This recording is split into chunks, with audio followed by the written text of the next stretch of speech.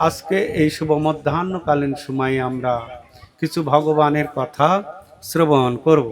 তা আজকে আমরা শ্রীমদ্ ভাগবতম থেকে একটি শ্লোক পাঠ করব। এই ভাগবতম গ্রন্থ হচ্ছে অমৃত কথা। ভাগবত কথা মানে অমৃত কথা। সে কথা গোপীরা বলছেন। গোপীরা যখন ভগবান শ্রীকৃষ্ণ গোপীদের নিয়ে রাসলীলা করছিলেন, তখন গোপীদের একটু অহংকার হয়ে গিয়েছিল। তো তখন অহংকার চূর্ণ করার জন্য ভগবান শ্রীকৃষ্ণ রাসলীলা থেকে অন্তর্ধান করেছিলেন। তখন সেই গোপীরা দুঃখে বিরহে ভগবানের জন্য কান্না করেছিলেন। সেইটাকে বলা হয় গোপী গীত।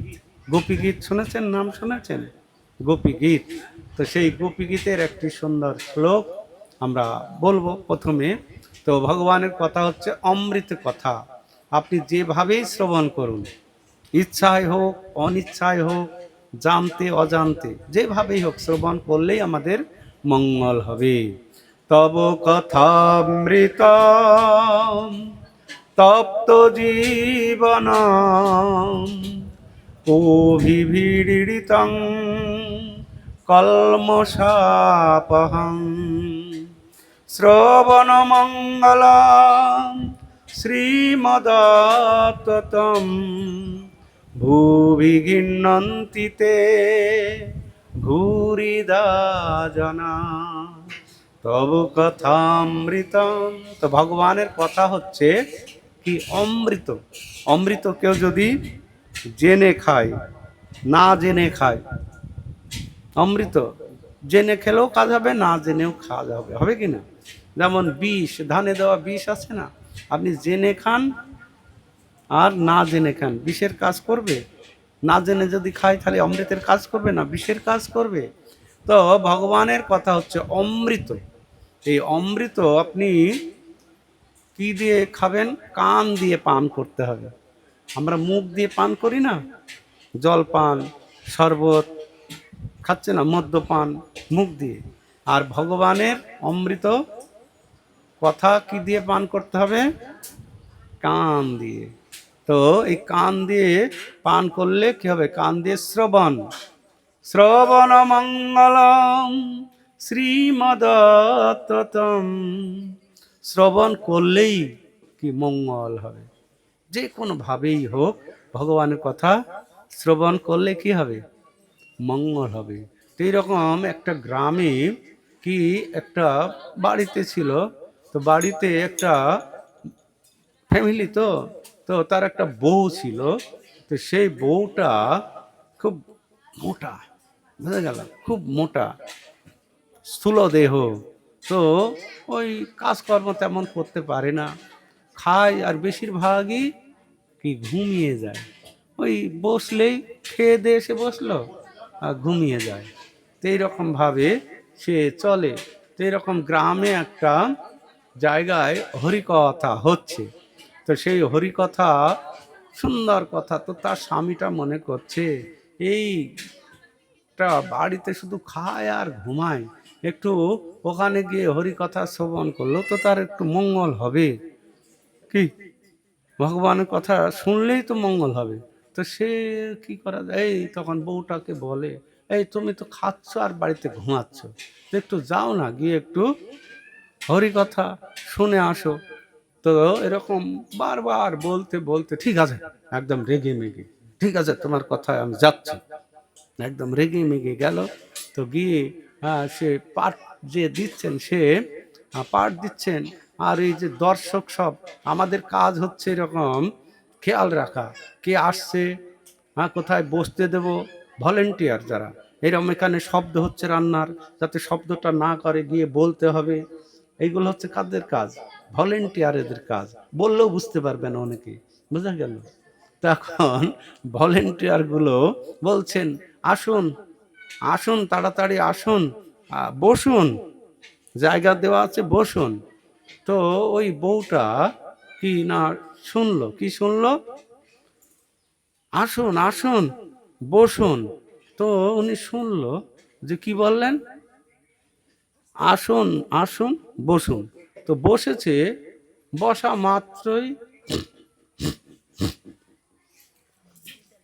একদম শুরু হয়ে গেল ওনার কাজ। ওইটুকু শুনেছে, কি শুনেছে? আসুন বসুন। ওইটুকু শোনার পরে কি শুরু হয়ে গেছে। তো তারপরে এবার হরিকথা হয়ে গেল। তখন ওই ভলেন্টিয়ারগুলো আবার বলছে, আপনারা সকলে তাড়াতাড়ি যান, মেঘ হয়েছে, বৃষ্টি হতে পারে, তাড়াতাড়ি ঘর চলে যান, মেঘ হয়েছে, তাড়াতাড়ি ঘর চলে যান। তো তখন ও জেগে গেছে। ও কি শুনলো? এদিকে হরিকথা হয়ে গেল 1 ঘন্টা, ওই কথাগুলো আর একটুও শুনেনি। তো শুনলো কি, যখন পাঠ হয়ে গেছে, ভলেন্টিয়াররা সব বলছে, মাইকে বলছেন, মেঘ হয়েছে, তাড়াতাড়ি ঘরে যান, বৃষ্টি আসবে। ওইটুকু শুনলো। তো ওইটুকু শুনে ঘরে চলে গেল। তো তখন বলছে, কি শুনলে? বলছে, কোথায়, ওই শুনলাম তো, বললো আসুন, তাড়াতাড়ি আসুন বসুন। তো এইটুকু শুনলাম। আর শুনলাম মেঘ হয়েছে, তাড়াতাড়ি ঘর চলে যান, বৃষ্টি আসবে, এইটুকু শুনলাম। তুমি ওইটুকুই মনে রাখো, তাহলেও কাজ হবে। ওইটুকুই মনে রাখো, ওইটুকু শুধু স্মরণ করবে, তাহলেও কাজ হবে। তো এরকম ওইটুকুই মনে করে, আসুন, তাড়াতাড়ি আসুন বসুন, মেঘ হয়েছে, তাড়াতাড়ি ঘর যান।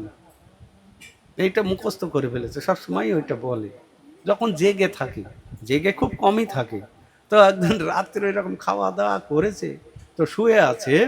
তো ওইটা মুখস্থ হয়ে গিয়েছে, কি আসুন, তাড়াতাড়ি আসুন বসুন, মেঘ মেঘ হয়েছে, বৃষ্টি হবে, তাড়াতাড়ি ঘর যান।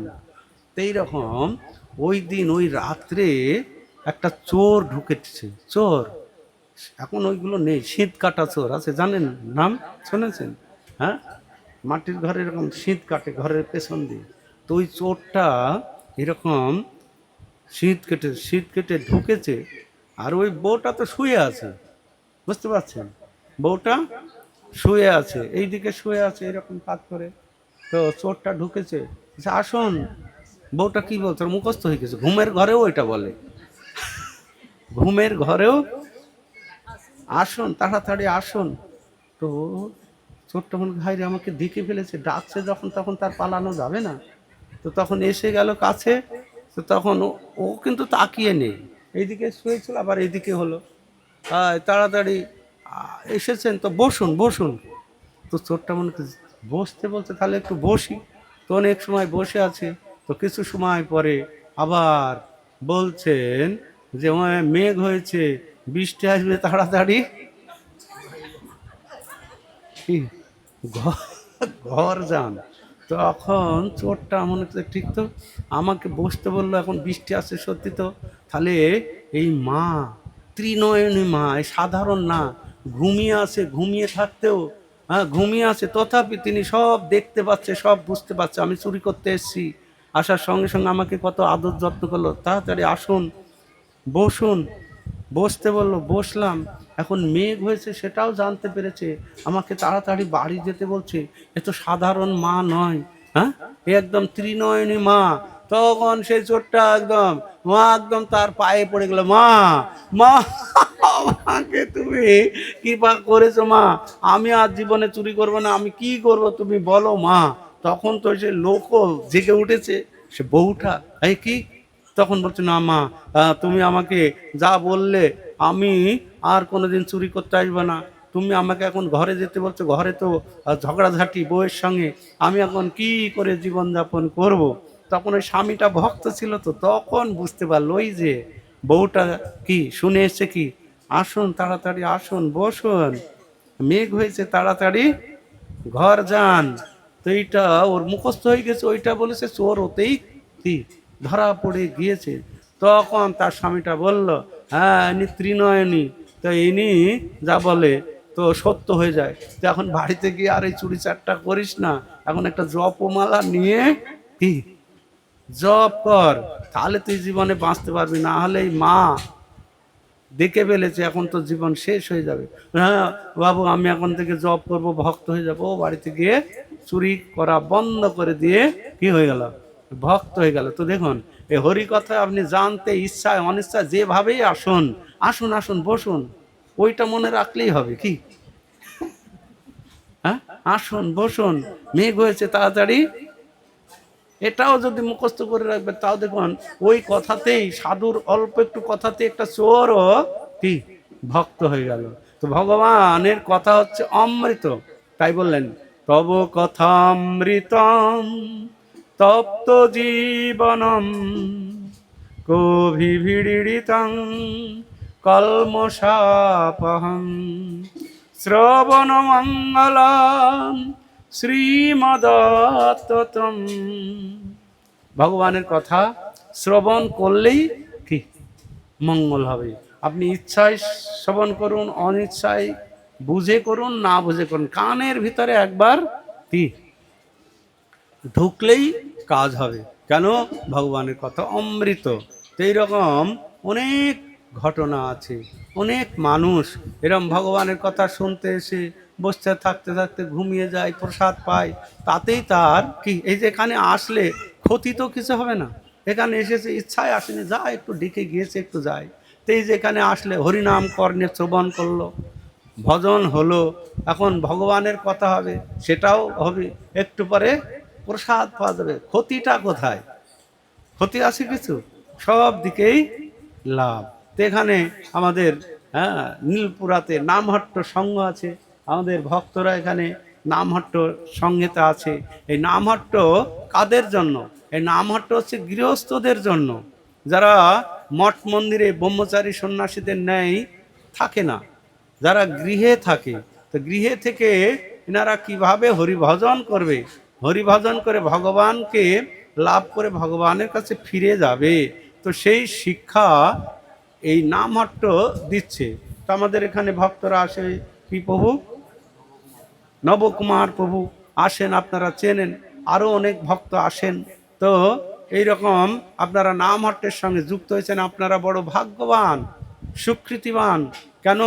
এখানে এই হরিকথার শোনার সুযোগ হয়েছে, তো সেজন্য আপনারা ভাগ্যবান।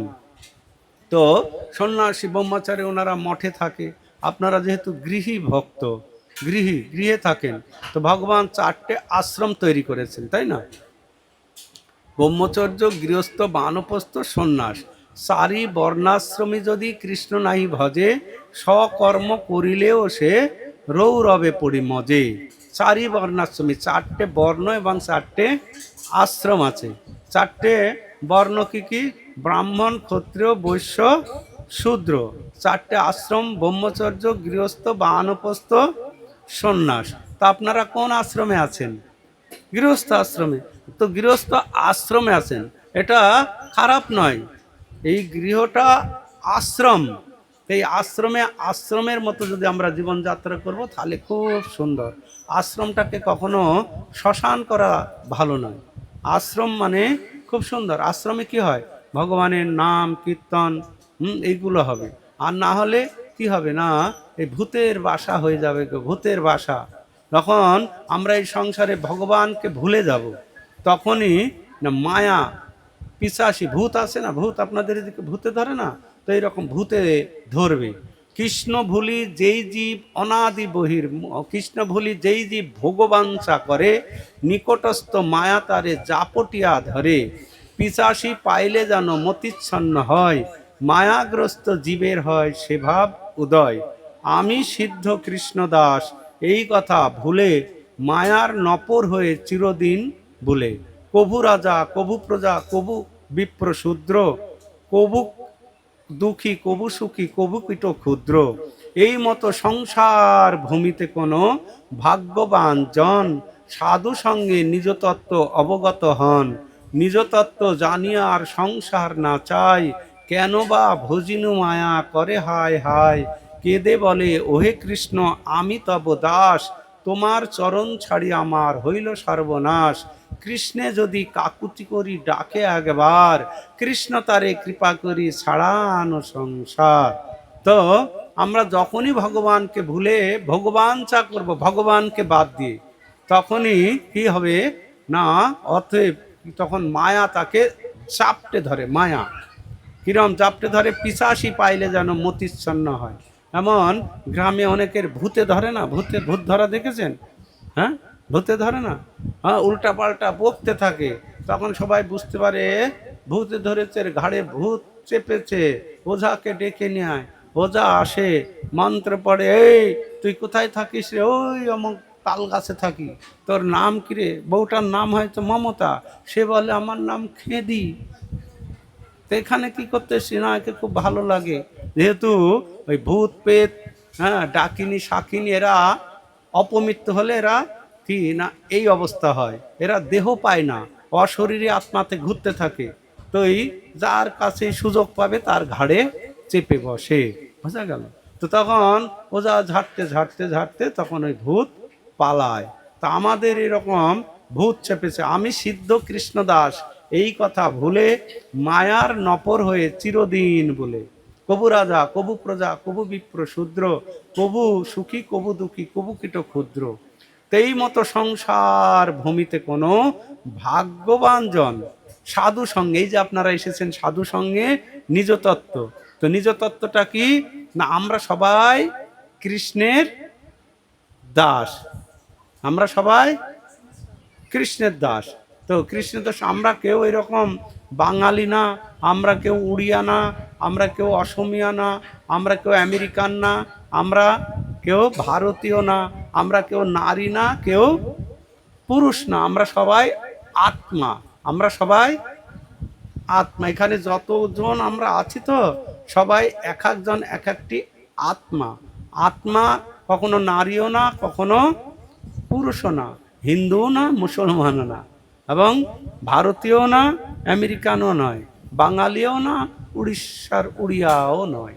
তা আত্মা হচ্ছে ভগবানের ক্ষুদ্রাতি ক্ষুদ্র অংশ।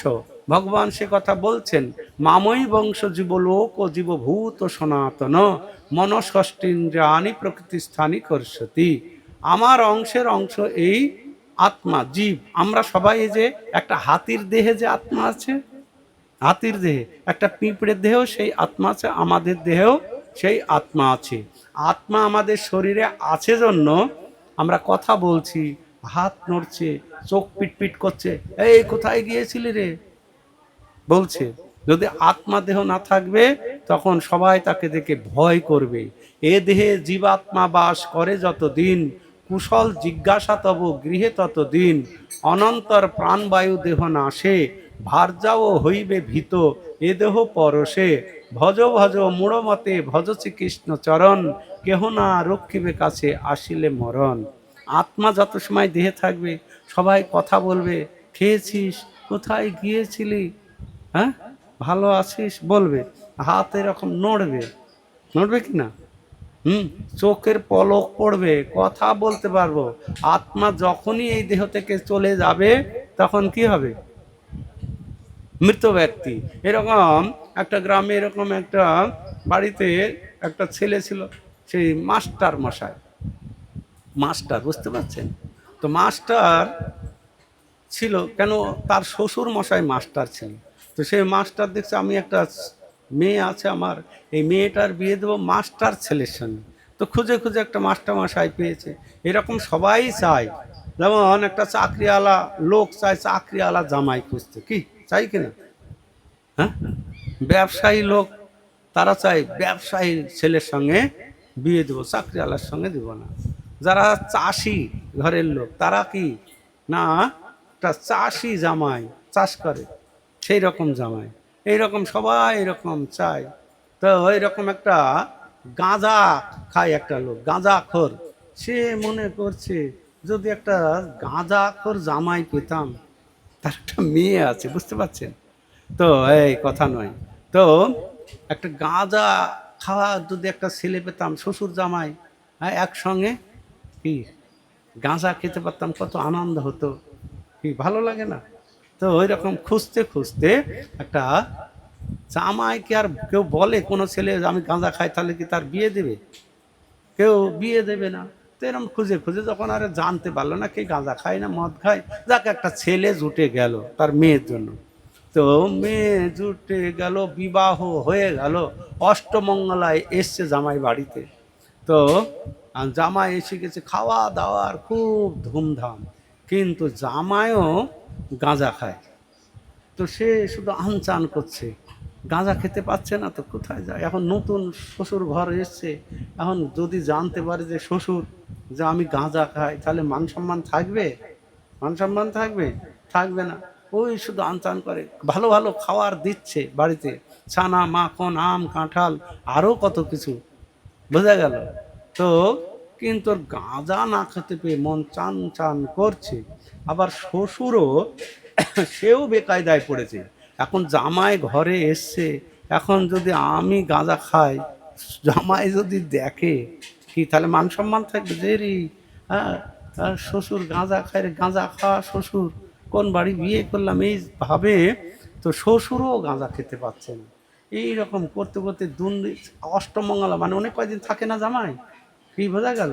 তখন শ্বশুর মশাই আর থাকতে পারছে না, তা একদম গাঁজা খাওয়ার এরকম একটা থলি আছে, হ্যাঁ, গাঁজা থাকে, কলকে থাকে, কাটে, সেই সব থাকে। তো নিয়ে এরকম বাড়ি, তো সামনে দিয়ে রাস্তা, আর ওই পাশে একটা ঝোপ আছে, ঝোপ বুঝতে পারছেন? হুম, ঝোপঝাড় বলে না, তা একদম ওই পাশে গিয়ে গাঁজা তৈরি করে, কি, একদম 3 দিন খায় না, একদম আগুন লাগিয়ে, হ্যাঁ, একদম দম দিয়ে দিয়েছে। হ্যাঁ, ও বোম ভোলানাথ, যে খায় গাঁজা সে আমার প্রাণের ভাই, যে খায় না গাঁজা তার বাড়ির পাশ দিয়ে যায় না, এরকম কত কিছু বলে যারা গাঁজা খায়, বোঝা গেল? তো এইরকম টান মেরে একদম ধোঁয়া ছেড়ে দিয়েছে। আর ওই দক্ষিণ দিক দিয়ে ধোঁয়া ওনার বাড়িতেই চলে আসছে, বোঝা যাচ্ছে? তো দক্ষিণ দিক দিয়ে চলে আসছে, ধোঁয়া চলে আসছে, তো তখন শুরু করে দিয়েছি। তখন ওই দিক থেকে হাওয়া আসছে, আর ওই ধোঁয়াটা ওনার বাড়িতে চলে আসছে, বোঝা গেল? তো জামাই চিন্তা করছে, রে গন্ধ কোথা থেকে আসছে। জামাই ঠিক পেয়ে গেছে, যারা গাঁজা খায় না, ও 10,000 লোক থাকলেও কোন সময় গাঁজা খেয়ে আবার চলে আসবে বুঝতে পারবেন না, তাদের ভিতরে সব জানাজানি হয়ে যায়, বোঝা যাচ্ছে? কোথায় গাঁজার আসর বসে, কোথায় মদ পাওয়া যায়, আপনারা কিছুই জানবেন না, তারা জেনে যাবে। তখন জামাইয়ের নাকে ওই ধোঁয়া গেছে, কিরে কোথার থেকে এই গন্ধ আসছে? ঘরের ভিতরে ছিল, ঘরের থেকে বারান্দায় এসছে, বারান্দায় এসে কোথার থেকে আবার টান মেরেছে, আবার চলে আসছে, এই দিক থেকে তো আসছে, কোথার থেকে আসছে? জামাই একদম রাস্তায় বেরিয়ে পড়েছে। তো রাস্তায় বেরিয়ে, তো তখন দেখছে এই দিক থেকে গন্ধ আসছে, এখন সরাসরি তো আর যাওয়া যায় না। তখন জামাই বলছেন, ওদের ভিতরে সংকট আছে, কে রে, কে রে মধু খায় কে? গাঁজা খাওয়ার কথা বলে মান সম্মান লেগে যাবে না? কে রে, কে মধু খায়? তো তখন শ্বশুরমশাই চমকে গিয়ে, আরে আমি এখানে গাঁজা খাচ্ছি কি করে জানলো? হ্যাঁ, মধু খায় মানে ও বুঝে গিয়েছে। তো আবার টান মেরেছে, আবার টান মেরে ছাড়ছে, আবার জামাই বলছে, কে, কোথায় রে বাবা, কোথায়, কে রে মধু খাচ্ছিস কোথায় রে? তখন শ্বশুর বুঝে গিয়েছে যে আমারই তো জাতি ভাই। তখন শ্বশুর মশাই ওখান থেকে বলছে, আরে মধু খাবি যদি তো ভ্রমর হয়ে উড়ে আয়, মধু খাবি যদি, কি, ভ্রমর হয়ে উড়ে আয়। তো জামাই সিগনাল পেয়ে গেল, এখন শ্বশুর খাচ্ছে, সে তো আর বুঝতে পারেনি। এখন গিয়েছে, গিয়ে দেখছে শ্বশুর মশাই, ও তো ব্যাগ গিয়ারে, শ্বশুর মশাই দেখে গিয়ে থাকে ওখানে, ও পেছনের দিকে হাঁটছে। তখন শ্বশুর মশাই বলছে, আরে এই ভাই, এই রে ভাই, তুই পালাচ্ছিস কোথায়? আমি তো তোমার মতোই জামাই খুঁজছিলাম। হ্যাঁ, হ্যাঁ, আমি কত আশা করেছিলাম যে তোমার মতো জামাই আমি একটা পাবো। এই বাবা, এই বাবা কোনো সময় বলছে, ভাই রে ভাই, চল আমরা আর এখানে থাকবো না, চল আমরা দুই ভাই একসঙ্গে ঘরেই, কি, গাঁজা খাবো। হ্যাঁ, তোমার ভয়ে আমি এই জঙ্গলে এসছি খেতে। আর জামাইও বলছে, তো আমি কয়দিন যে কি অবস্থায় আছি অনাহারে। তো জামাই শ্বশুর তখন বাড়িতে চলে আসলে, এক জায়গায় কি খাওয়া শুরু করে দিল। তো এইরকম যে যেমন সে সেই রকম লোক চাই। তো এইরকম সেই স্কুল মাস্টারমশাই, তো একটা স্কুল মাস্টারমশাই ছেলের সঙ্গে বিয়ে দিয়ে দিয়েছে। এখন ওই 2-3 মাস হয়েছে, 2-3 মাস হলে তো বেশ আনন্দেই দিন কাটছে। তো একদিন এরকম গরমকাল, তো তো গরমকালে তো এখন খাওয়া দাওয়া হয়েছে রবিবার, রবিবারে ছুটি, মাস্টারমশাইয়ের কাজ নাই। ডিউটিতে যায়নি, ঘরে বসে খাট দিয়েছে শ্বশুর মশাই, একদম বসে খুব গল্প করছে। গল্প করতে করতে জামাইটা বলছে, এই যাও না একটু ফ্রিজ থেকে একটু ঠান্ডা ঠান্ডা নিয়ে আসো, গরম পড়ছে তো, তো ঠান্ডা জল একটু নিয়ে আসো। তখন বউটা একটু জল আনতে গিয়েছে, থাকার ঘর আর রান্নাঘর একটু দূরে, তো যেতে যেতেই এদিকে জামাই কি হয়ে গেছে না, হরে কৃষ্ণ হয়ে গিয়েছে। মানে মানুষের মরতে সময় লাগে না, সময় লাগে, মরতে সময় লাগে। হ্যাঁ, স্ট্রোক হয়ে গিয়েছে একদম। হ্যাঁ, চোখ উল্টে ওপাশে ঘুরে পড়ে আছে। বউটা জল নিয়ে এসে, কই নাও জল নাও গো, জল নিয়ে আসলাম ঠান্ডা জল।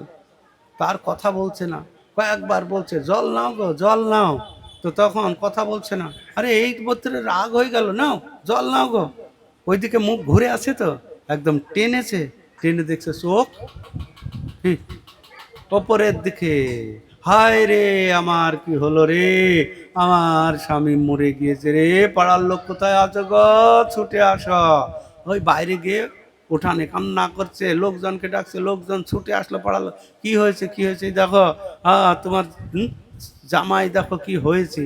তো গিয়ে দেখছে কি হরে কৃষ্ণ হয়ে গিয়েছে। তখন মরে গেলে কোথায় নিয়ে যাবে গো, মরে গেলে আমরা যতই নেতা হই, মন্ত্রী হই, টাকা পয়সার লোক হই, সুন্দরী হই, আর যাই হই, তা আমাদের কোথায় নিয়ে যাবে মরে গেলে? হ্যাঁ, যেদিন শ্মশান ভূমিতে ও তোর সাজাবে চিতে, হরি বলে আগুন দেবে ও চাঁদ মুখেতে, তখন স্ত্রী পুত্র পরিজন কেউ তো ফিরে চাইবে না, সময় গেলে হরি ভজন আর তো হবে না। ভাই রে, সময় গেলে হরি ভজন আর তো হবে না। হ্যাঁ, তো সময় গেলে হরি ভজন হবে না। তো যেদিন শ্মশান ভূমিতে আমাদের চিতা সাজাবে, হরি বলে আগুন দেবে, মুখে আগুন দিয়ে দেবে, আর কেউ ফিরে চাইবে না।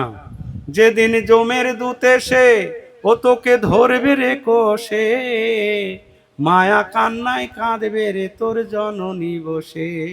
জমের দূত আসবে, এসে আমাদেরকে ধরবে, তখন সবাই মায়া কান্না কান্না করবে। এ কি দেখতেছ স্বপন, এ কি আশ্চর্য ঘটন, মায়া কান্নায় যাচ্ছ ভেসে হয়ে অচেতন, এখন চেতন পেয়ে মধুসূদন নামটি একবার বলো না, সময় গেলে হরি ভজন আর তো হবে না। আমরা অনেকে মনে করছি আমার এখন হরি ভজনের সময় হয়নি। কোন সময় সময় হবে গো? কোন সময়? দাঁত পড়ে গেলে, না চুল পেকে গেলে, না মরার পরে? না, এখনই আমাদের হরিভজন করার সময়। আমাদের জীবনের অনেক সময় চলেই গিয়েছে, তো আর সময় নেই। তখন পাড়ার লোকজন ছুটে আসলো, এই রে দেখ মরে গিয়েছে রে, অমুক মাস্টারমশাইটা মরে গেল, নে নে ধর ধর, ধরে কোথায় নিয়ে যাবে? শ্মশানে নিয়ে যাবো। আর বউটা, না না আমি ওকে নিয়ে যেতে দেবো না, আমার বাবা কত সুন্দর আহ্লাদ করে বিয়ে দিয়েছে, কত জিনিসপত্র দিয়েছে, আমাকে কত ভালোবাসতো, মেলায় নিয়ে গিয়ে ফুচকা খাওয়াতো, চাউমিন খাওয়াতো, কত কিছু কিনে দিত, মেলায় নিয়ে গিয়ে, মেলায় নিয়ে যেত না। আমি ওকে ছাড়া বাঁচবো না, ওকে আমি নিয়ে যেতে দেব না গো। এই হাত পা চাপড়াচ্ছে আর কান্না করছে। তখন পাড়ার ওই ছেলেগুলো বলছে, এ যখন নিয়ে যেতে দিবে না, তাহলে এক কাজ কর, থাক আজকে ওনার সঙ্গে থাক, কালকে নিয়ে যাব। থাকো, তুমি থাকবে, এতদিন থাকলো, আজকে থাকবে না, এক রাত থাকবে না? হ্যাঁ, কেন থাকবে না? সেই লোকটাই তো ঘরে আছে, একটু আগে যার সঙ্গে কত কথা হয়েছে, হয়েছে কিনা? অনেক কথা হয়েছে, কিন্তু এখন আর ওই ঘরে আর কি ঢুকবে না। কারণটা কি না, ওই দেহে আত্মা নেই, বুঝতে পারলেন? ওই দেহে আত্মা নেই। এই দেহে আত্মা না থাকলে মৃত ব্যক্তি। তা আমরা সবাই তাহলে আত্মা, বোঝা যাচ্ছে? আমরা যখন মরবো দেহটা থেকে যাবে, আত্মা চলে যাবে। আত্মা হচ্ছে ভগবানের অংশ, আর ভগবান হচ্ছে পূর্ণ। সেই অংশের কাজ হচ্ছে পূর্ণের সেবা করা। তখন আমরা প্রকৃত আনন্দ পাবো, না হলে আমরা কখনোই আনন্দ পাবো না। তো আমরা সবাই আনন্দ পেতে চাই, কে দুঃখ পেতে চাই? সবাই আমরা সুখী হতে চাই। কেউ দুঃখ পেতে চায়? কেউ চায় না। কিন্তু আমরা সেটা কিভাবে পেতে পারি? না, আমরা যখন ভগবানের সঙ্গে যুক্ত হব, তখন আমরা প্রকৃত আনন্দ পাব, প্রকৃত সুখী হতে পারবো। তোমার সেবায় দুঃখ হয় যত, সেও তো পরম সুখ। সেবা সুখ দুঃখ পরম সম্পদ, নাশয়ে আবিদ্যা দুঃখ। তো ভগবানের সেবা করতে একটু দুঃখ হতে পারে। দুঃখটা আর কি? একটু সকালে সকালে ওঠা। কি, যারা ভক্ত হয় তারা সকালে ওঠে কেনা? না, 8টা 9টায় ওঠে। সকালে সকালে বলতে ব্রহ্ম মুহূর্ত সময়, সূর্য ওঠার 1.5 ঘন্টা আগের সময়টাকে বলা হয় ব্রহ্ম মুহূর্ত সময়। এই ব্রহ্ম মুহূর্ত সময় যারা ওঠে, হ্যাঁ, উঠে যদি স্নান করে, তাহলে বিনা চিকিৎসায়, বিনা ওষুধে, বিনা ডাক্তারে তার 32টা রোগ ভালো হবে। বুঝতে পারছেন? আর সকালে সকালে এরকম উঠতে হবে, স্নান আদি করে, বাড়িতে এরকম ভগবান সাজানো থাকবে, আর ফুল তুলতে হবে, ফুল তুলতে হবে, আর ভগবানের গান গাইতে হবে, ভগবানের ফুল তুলতে হবে আর গান করুন। সর্বস্ব তোমার চরণে সপিয়া, পড়েছি তোমার ঘরে। গান করুন আর ফুল তুলুন, স্নান করুন, মগে জল ঢালুন ভরে। আর কি, হরে কৃষ্ণ কৃষ্ণ কৃষ্ণ হরে হরে। হ্যাঁ, সবসময় ভক্তরা কৃষ্ণবে ভগবানের গুণগান গাইবে, স্নান করবে, ফুল তুলবে, তিলক করবে, তারপরে মঙ্গলারতি, শঙ্খ বাজবে। যে গৃহে প্রতিদিন সকাল সন্ধ্যায় শঙ্খ বাজে, তা যতদূর শঙ্খের শব্দ যায় এবং হরিনামের শব্দ যতদূর যায়, হরিনাম হয় বাড়িতে, ততদূর সমস্ত অমঙ্গল দূর হয়ে যায়। কোনো অমঙ্গল থাকতে পারে না, কোনো ভূত পেত পিশাচ থাকবে যেখানে হরিনাম হয়? তো সেই জন্য আমাদের প্রতিটি বাড়িতে এইরকম আলেখ্য সাজাতে হবে, সাজিয়ে সকালে শঙ্খ বাজবে, একটু ধূপ দীপ দিয়ে কি আরতি করুন। হ্যাঁ, ভগবানের চরণে ফুল দিলে ভগবান রেগে যাবে? হ্যাঁ, এবং বাড়ির যে থাকে কর্তা, তাকেও ডেকে নিয়ে, ওঠো ওঠো ওঠো ওঠো, অনেক ঘুমালে, এবার চলো ভগবানের কাছে চলো, ডেকে নিয়ে আসতে হবে, না হলে জল ঢেলে দিতে হবে। হরে কৃষ্ণ। মায়েরা সবাই ওঠে, সকালে সকালে ওঠে, আমাদের এই প্রভুগুলোই উঠতে চায় না, তাই না? তো না উঠলে বালতি রেডি করে রাখতে হবে, ওঠো ওঠো, না হলে দিলাম ঢেলে। বোঝা গেল? তো তুলে আনতে হবে, এনে প্রণাম করো, গড় করো ভগবানের সামনে, নাকি? ভগবানের কাছে প্রণাম করলে কি হয়? ভগবান বলছে, মন্মনা ভব মদ্ভক্ত মজ্জাদি মাং নমস্কুরু। তো ভগবান বলছেন, মন্মনা, মনটা দিয়ে আমার চিন্তা করো, মজ্জাদি মাং নমস্কুরু, আমার উপাসনা করো, আমাকে প্রণাম করো। তো প্রণাম করলেই, ভগবানের কাছে যদি প্রণাম করো, ভগবান অবশ্যই কৃপা করবে। আমরা ভগবানের চরণে ফুল দিতে পারি, এটা কঠিন কাজ নয়। কঠিন কাজ কি? ভগবানের চরণে ফুল দেওয়া, একটু প্রণাম করা। হ্যাঁ, যে আমাকে এত কিছু দিয়েছে তাকে একটু প্রণাম করলে কি? আমাদেরকেও একটু চাকরি দিল, একটা টোটো দিয়েছে, হ্যাঁ, কেউ হয়তো 2 কাঠা জমি দিয়েছে চাষ করার জন্য, তার কথা সারা দিন বলি, তুই জমিটা দিয়েছিলি তাই। আর ভগবান এত কিছু দিয়েছে আমাদের, কি দেয়নি? মন বুদ্ধি, হ্যাঁ, হাত পা চোখ কান নাক বুদ্ধি, কি না দিয়েছে, সব কিছু কে দিয়েছে? কোনো রাজনৈতিক নেতা দিয়েছে? না বাপ ঠাকুরদা দিয়েছে? কে দিয়েছে? সব কিছু ভগবান দিয়েছে। সেই ভগবানকে আমরা জানলাম না, চিনলাম না। এই যে এত এখন কত সুন্দর, হ্যাঁ, কাঁঠাল, বড় বড় কাঁঠাল, আম, লিচু, আনারস, এগুলো কিরকম জানতাম কি করে? বাপের জন্মে আমরা জানতাম যদি ভগবান জিহ্বাটা না দিত। জিহ্বাটা না দিলে জানা যেত? জিহ্বায় দিলেই কি সুন্দর ভগবান অমৃত ফল আম, বোঝা যাচ্ছে, তাই নাকি? আর জিহ্বাটা তাহলে ভগবান দিয়েছে, কে দিয়েছে জিহ্বাটা? আপনি আনারস খান, আনারসের টেস্ট পাবেন, কাঁঠাল খান, কি বলে দিচ্ছে জিহ্বা, এটা এই টেস্ট, এইটা টেস্ট, কি কত সুন্দর ভগবানের সৃষ্টি দেখুন, তাই না? আপনি এখনই পায়েস খান, বুঝতে পারবেন পায়েস লবণ হয়নি গো, কে বলে দিবে? লবণ দেয়নি, ভুলে গিয়েছে, কে বলে দিবে? হ্যাঁ, জিহ্বা। আর ঝাল হয়ে গেছে, প্রচুর ঝাল দিয়েছে, এই কেন রে এত ঝাল দিলি, কে ধরে দিচ্ছে? হ্যাঁ, তো এই জিহ্বাটাই বা কে দিয়েছে? এই যে কথা হচ্ছে, কানের ভিতরে কি এমন জিনিস দিয়েছে ভগবান? এটা কি মেশিন তৈরি করতে পারবে কোথাও? হ্যাঁ, কি দিয়েছে ভগবান? এই যে আমরা কত সুন্দর কথাগুলো শুনতে পাচ্ছি কি না? হুম, চোখ, যে চোখের দ্বারা আমরা সারা জগৎ দর্শন করছি। ভগবান কেমন, ভগবানের রূপ দর্শন করা যাবে এই চক্ষু দিয়ে। ভগবানের রূপ যে কত সুন্দর, তো এই চক্ষু দিয়ে, কান দিয়ে, মুখ দিয়ে, আমরা সব কিছু ভগবানের সেবায় লাগাতে পারি। এই মুখ দিয়ে আমরা হরিনাম করতে পারি, ভগবানের প্রসাদ পেতে পারি কি না? আর আমরা এই মুখ দিয়ে যদি হরিনাম না করি, এই মুখ দিয়ে যদি কি ভগবানের প্রসাদ পায়ে যদি অন্য কিছু পায়, তাহলে কি লাভ হলো কিছু না? এরকম এক সময় অর্জুন, না ওই যে কুরুক্ষেত্রের যুদ্ধ হয়েছে না, কুরুক্ষেত্রের যুদ্ধ হয়েছিল, তো এই যুদ্ধে কত সেনা মারা গিয়েছে। কৌরবদের দিকে ছিল কত সৈন্য? কত সৈন্য ছিল? 11 ঐক্ষণী। তো সব মারা গিয়েছে। সে অর্জুন কত যোদ্ধাদের মেরেছে। তো যখন যুধিষ্ঠির রাজা হলো জয়লাভ করার পরে, তখন অর্জুনের মনে দুঃখ যাচ্ছে না, হায় হায় আমি কত সৈন্যদের মেরেছি, কত বিধবা হয়েছে, অল্প বয়সে সব বিধবা হয়েছে, হ্যাঁ, তারা কত অভিশাপ দিচ্ছে, শান্তি পাচ্ছে না মনে, কত পাপ হয়েছে আমার, এই চিন্তা করছে। তা একদিন ভগবান কৃষ্ণের কাছে বললেন, হে মাধব, আমি মনে শান্তি পাচ্ছি না।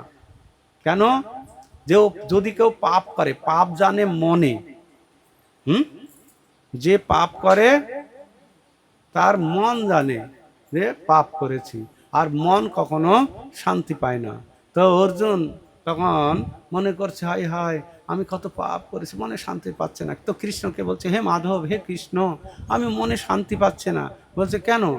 বলছে আমি কত সেনা মেরেছি, কত বিধবা করেছি, কত বাপ মা হারা করে দিয়েছি ছেলেদের, আমি বড় পাপী, এই পাপ থেকে কিভাবে মুক্ত হব আমি বুঝে উঠতে পারছি না।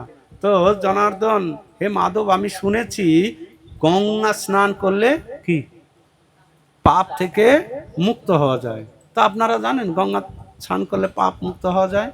জানেন সবাই? জানেন? কে কে জানেন? হাত তুলুন তো দেখি। অনেকেই জানে না গঙ্গা স্নান করলে কি হয়। এই যে জানে না, দেখেছ? হ্যাঁ, তো গঙ্গা স্নানে যায় অনেকে, গঙ্গায় স্নান করতে যায় কি কি পাপ থেকে মুক্ত হওয়ার জন্য। ওই জন্য গঙ্গা এই জগতে আসতেই চাই না, হ্যাঁ, না আমি যাব না প্রভু, আমাকে পাঠিয়েন না। এই সবাই গিয়ে আমার বক্ষে শুধু কি পাপ দেবে। এই যে প্রায়াগে ত্রিবেণী সঙ্গমে কি হলো, কুম্ভ মেলা হলো না? গিয়েছেন কুম্ভ মেলায়? এদিক থেকে যায়নি গো, হ্যাঁ। তো যাই হোক, এই পাপ থেকে মুক্ত হওয়ার জন্য গঙ্গায় যায়। তো এরকম অর্জুনও বলছে, প্রভু আমি শুনেছি গঙ্গায় স্নান করলে পাপ থেকে মুক্ত হওয়া যায়। তো জনার্দন, হে মাধব, আমি গঙ্গায় স্নান করতে যাব, আমাকে নিয়ে চলো। তো ভগবান বলছে, ঠিক আছে চলো, রথে ওঠো। রথে তুলে নিলেন, আর কি ভগবান শ্রীকৃষ্ণ ঘোড়া জোড়া আছে চালিয়ে একদম এইরকম নদীর ধার দিয়ে গঙ্গা নদী, গঙ্গা ধার দিয়ে রাস্তা যাচ্ছে। তো যেতে যেতে যেতে কৃষ্ণ এক জায়গায় রথ থামিয়ে দিলেন। রথ থামিয়ে দিয়ে কৃষ্ণ বললেন, অর্জুন তুমি এখানে বসো, আমার একটু কাজ আছে, কাজটা সেরে আমি আসছি, কাজটা সেরে আসছি। তো কৃষ্ণ চলে গেলেন এক জায়গায়, আর অর্জুন রথের উপরে কি বসে আছে, বোঝা গেল? তো বসে আছে, এই রকম সময় দুইজন লোক, একটা মরা, অনেকে আছে 4 জনায় নিয়ে যায়, অনেকে আছে 2 জনায় নিয়ে যায় না, হ্যাঁ, পাটি দিয়ে জড়িয়ে বাঁশের সঙ্গে নিয়ে দুপাশে 2 জনা কাঁধে করে নিয়ে চলে যায়। ওই নিয়ে যাচ্ছে, হ্যাঁ, বল হরি হরি বল। তো অর্জুন দেখছে, তো যেতে যেতেই অর্জুন এরম পাড়ে দাঁড়িয়ে আছে, তো এই নিচের দিকে নেমে গেল গঙ্গার দিকে। তো গিয়ে তো তখন পোড়াতে হবে, নামিয়েছে 2 জনা, নামিয়ে এখন কাঠ দিয়ে চিতা সাজিয়েছে। সাজানোর পর তখন একজন আরেকজনকে, এই দেশলাই নিয়ে এসছিস রে, আমি পোড়াতে হবে তো। যাই, আমি বিড়ি খাই না সিগারেট খাই, আমি দেশলাই রাখবো। তাহলে এখন পোড়া, তুই আনিস নি? বলছে আমি তো আনিনি।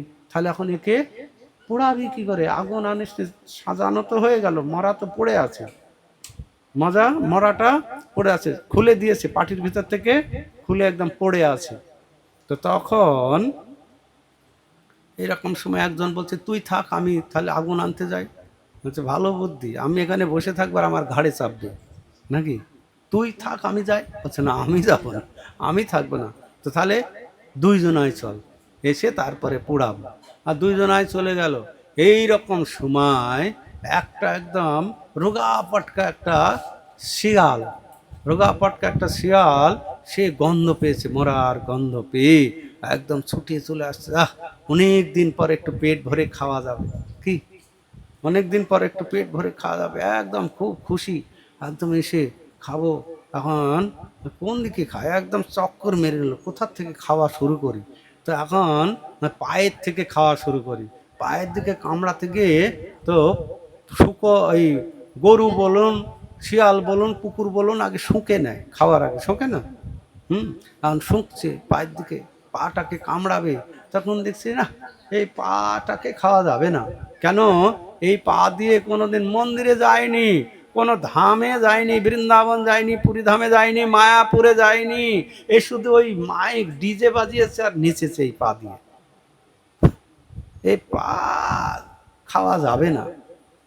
তো মনে করছে পা খাবার, এই হাতটা খায়, হাতের দিক থেকে হাত কামড়াতে যাবে, শুকে দেখছে না, হাত তো খাওয়া যাবে না।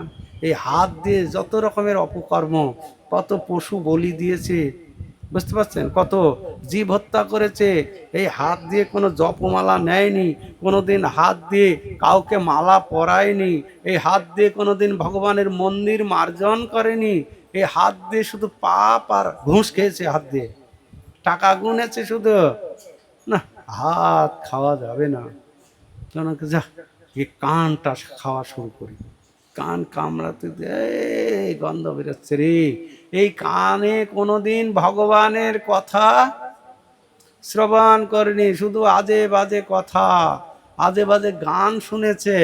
হ্যাঁ, একদম কানটা তো একদম বিশ্রী ব্যাপার রে বাবা রে, এ কান খাওয়া যাবে না।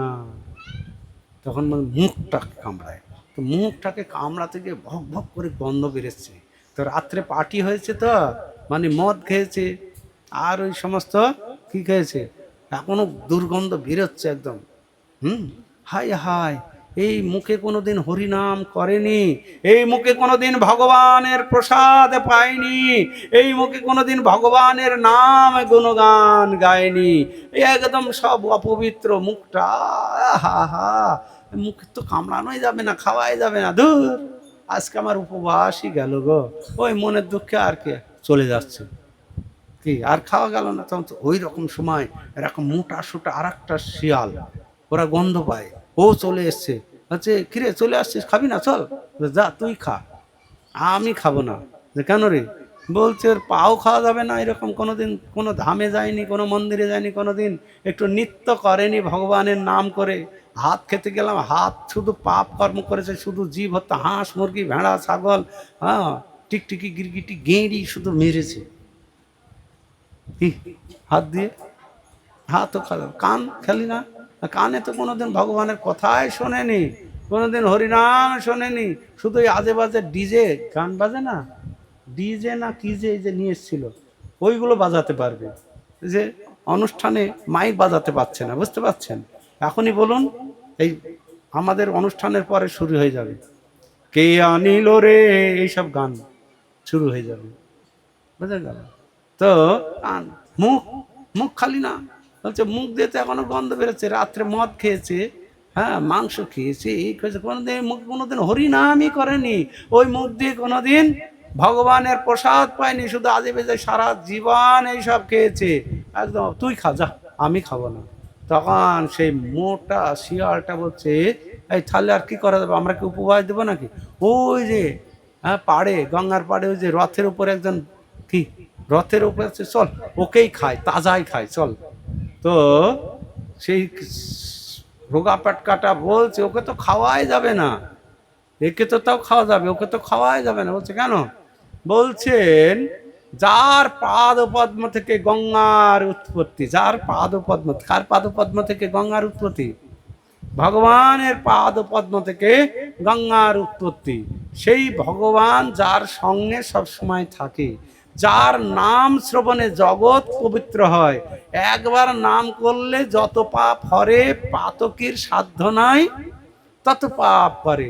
সেই ভগবান শ্রীকৃষ্ণ, যার রথের সারথি সঙ্গে আছে, রথ চালিয়ে নিয়ে এসছে, সেই ভগবান শ্রীকৃষ্ণ, তার প্রতি বিশ্বাস নেই, সে পাপ থেকে মুক্ত হওয়ার জন্য এসছে কি? গঙ্গা স্নান করতে। যার পাদ পদ্ম থেকে গঙ্গার সৃষ্টি, হ্যাঁ, তার প্রতি বিশ্বাস নেই, এসছে সে গঙ্গা স্নান করতে। ওকে তো খাওয়াই যাবে না, তো বড় পাপী। তো অর্জুন এটা মনে করছে, হায় হায়, এ তো ঠিকই বলছে তো, যার পাদ পদ্ম থেকে গঙ্গার উৎপত্তি, হ্যাঁ, এক কৃষ্ণ নাম করলে যত পাপ হরে, পাতকীর সাধ্য নয় তত পাপ করে। কৃষ্ণ আমার সঙ্গে বাস করছে, আমার সঙ্গে আছে, কৃষ্ণ আমার সখা, হ্যাঁ, তাকে আমি চিনতে পারলাম না, আর আমি এসেছি গঙ্গা স্নান করতে। যার একবার দর্শন করলে কি তার ভববন্ধন ঘুচে যায়, তার প্রতি আমার বিশ্বাস হলো না, আমি এসে গঙ্গা স্নান করতে। এরকম চিন্তা করছে অর্জুন বসে বসে। এইরকম সময় ভগবান শ্রীকৃষ্ণ এসে গিয়েছে। অর্জুন, তাহলে আমি বসছি, তুমি যাও গঙ্গা স্নান করে নাও। ভগবান লীলা রচনা করেছে, বোঝা গেল? তো অর্জুন তখন বলছে, না প্রভু, আমি আর গঙ্গায় যাব না প্রভু, এখন ঘরে চলুন, আমার বোঝা হয়ে গেছে প্রভু, আমি কত বড় অপরাধী, আমি কত বড় অবুঝ, আমি আপনাকে চিনতে পারলাম না। যার নাম শ্রবণে জগৎ পবিত্র হয়, হ্যাঁ, সেই যার পাদ পদ্ম থেকে গঙ্গার উৎপত্তি, সেই প্রভু আপনি আমার রথের সারথি, আপনার আমার সঙ্গে সবসময় থাকেন, আপনার প্রতি আমার বিশ্বাস নেই। আমি এসেছি গঙ্গা স্নান করে পাপ মুক্ত হতে। আমার থেকে মহাপাপী আর কে আছে? কে আমার মতো মূঢ় ব্যক্তি আছে? প্রভু, আর গঙ্গায় যাব না, চলো আমরা ঘরে যাই। তো দেখুন, আমরা এরকম অনেক জ্ঞানী হতে পারি, অনেক বুদ্ধিমান হতে পারি, অনেক ধনী হতে পারি, অনেক সুন্দরী হতে পারি, সুন্দর হতে পারি, যদি আমার এই মুখে হরিনাম না করব, হ্যাঁ, তাহলে এই মুখে যদি ভগবানের প্রসাদ না পেয়ে আজে বাজে খাবো, এই মুখটা ওই শৃগালও খাবে না গো, খাবে? এই কানে যদি হরিনাম না শ্রবণ করি, ভাগবত কথা শ্রবণ না করি, এই কান শৃগাল কুকুরও খাবে না গো। তো তাই এখন আমাদের সময় এসছে, আমরা ভগবানের নাম করব। আর এই ভগবানের নাম, হ্যাঁ, মহাপ্রভু নিয়ে এসছেন গোলকের প্রেমধন হরিনাম সংকীর্তন নিয়ে এসছে জীবের কারণ। শ্রী চৈতন্য মহাপ্রভু এসছেন আমাদেরকে উদ্ধার করার জন্য। আমাদেরকে উদ্ধার কি টিকিট করে দিবেন নাকি? যাও, রিজার্ভেশন করে দিবেন নাকি? টিকিট হবে উদ্ধারের? কি আমাদের উদ্ধারের একমাত্র উপায় কি? উদ্ধারের উপায় হরিনাম। মহাপ্রভু আমাদের জন্য হরিনাম নিয়ে এসছেন। এই হরিনাম যে করবে এই কলিযুগে, সেই উদ্ধার হয়ে যাবে। তাই শাস্ত্রে বলছেন, আপনে সবারে প্রভু করে উপদেশ, কৃষ্ণ নাম মহামন্ত্র শোনো হরিষে। হরে কৃষ্ণ কৃষ্ণ কৃষ্ণ হরে হরে, হরে হরে রাম, রাম রাম হরে হরে। প্রভু বলে কাম, এই মহামন্ত্র। প্রভু কোন মন্ত্র বললেন? আমি বলছি না, মহাপ্রভু বললেন। কোন মন্ত্র বললেন? হ্যাঁ, ইহা জপ গিয়া সবে করিয়া নির্বন্ধ। তো এটা জপ করে, যেমন এখন বালি তুলতে যাবেন, বালির খাদানে কি লাগবে? ডিসিপি লাগবে নাকি? হ্যাঁ, আর বালি নিয়ে যাওয়ার জন্য কি লাগবে? ট্রাক্টর লাগবে। এখন ধান কাটতে যাবেন, কি লাগবে? গাছ কাটতে যাবেন, কি লাগবে? হ্যাঁ, আর জপ করতে গেলে কি লাগবে গো? একটা জপ ও মালা নিতে হবে। তো জপের জন্য মহাপ্রভু ইহা জপ গিয়া করিয়া নির্বন্ধ। তো নির্বন্ধ মানে সংখ্যা রেখে, সংখ্যা পূর্বক নাম গান নীতিভি কালাবসানী কৃত, নিদ্রা আহার বিহার কাদি বিজিত, চতন্ত দিন চজ বন্দে রূপ সনাতন রঘুযুগ শ্রীজীব গোপালক। শঙ্কাপূর্বক নাম করতে হবে। মহাজেন যেন গতস্ব পন্থা, নিজের মন গড়া না। আমি দীক্ষা নিয়েছি বাবু, তো শাস্ত্রে বলছেন এই বর্তমান কলিযুগে কেউ দীক্ষা নিয়েছে যদি হরিনাম না করে তার উদ্ধারের অবস্থা কিরকম হবে না, কুকুরের লেজ ধরে সাগর পাড়ি দেওয়ার মতো। কুকুরের লেজ ধরে সাগর পাড়ি দেওয়া যাবে? যাবে গো? তা আমি দীক্ষা নিলাম, যদি হরিনাম না করি ওই কুকুরের লেজ ধরে সাগর পাড়ি দেওয়া হবে না। তাই আসুন, আমি দীক্ষা নিই, শিক্ষা নিই, হরিনাম আমাকে করতেই হবে। তো তাই সুখদেব গোস্বামী পরীক্ষিত মহারাজকে ভাগবত কথা শোনালেন। 18,000 শ্লোক ভাগবত শুনে দ্বাদশ স্কন্ধে গিয়ে বললেন, কলে দোষ নিধে রাজন অস্তি এক মহান গুণ কীর্তনা দেব কৃষ্ণস্য মুক্ত সঙ্গ পরং ব্রজেত। হে রাজন, এই কলিযুগ হচ্ছে দোষের সাগর। এই দোষের সাগর কলিযুগ হলেও এর একটি মহান গুণ আছে। সেই মহান গুণটি কি? কেউ যদি শ্রদ্ধা ভক্তি সহকারে এই কলিযুগের যুগধর্ম হরে কৃষ্ণ কৃষ্ণ হরে হরে, হরে রাম রাম রাম হরে হরে এই মহামন্ত্র জপ করে, কীর্তন করে, কলিযুগের সমস্ত দোষ মুক্ত হয়ে সে ব্রজধাম প্রাপ্ত হবে।